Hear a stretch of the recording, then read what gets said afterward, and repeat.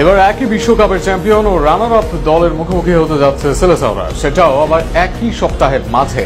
চূড়ান্ত হয়েছে আগামী মার্চে ব্রাজিল দলের সূচি। সেখানে 2018 সালের বিশ্ব চ্যাম্পিয়ন ফ্রান্স ও রানার আপ ক্রোয়েশিয়ার মুখোমুখি হবে সেলেসাওরা। ব্রাজিলের 2 ম্যাচ নিয়ে বিস্তারিত থাকছে প্রতিবেদন।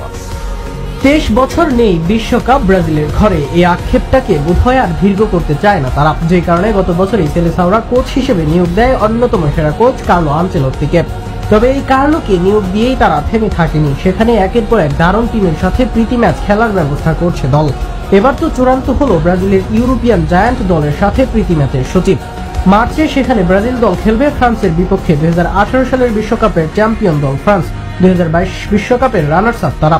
বর্তমানে র্যাঙ্কিং এ 3 আছে দলটি। এমবাপ্পে, ডেম্বেলেদের মতো বিশ্বসেরা তারকা আছে তাদের, আছে ডুও বারকুলাদের মতো তরুণ। এর বাইরে ডিফেন্সে আছে সালিবা, কুন্ডে, থিও হার্নান্দেজরা।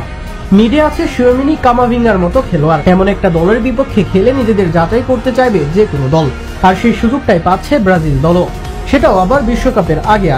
আগামী মার্চে ফ্রান্সের বিপক্ষে শুধু খেলবেই না ব্রাজিল দল, খেলা হবে আবার বিশ্বকাপের স্বাগতিক দেশ আমেরিকাতে।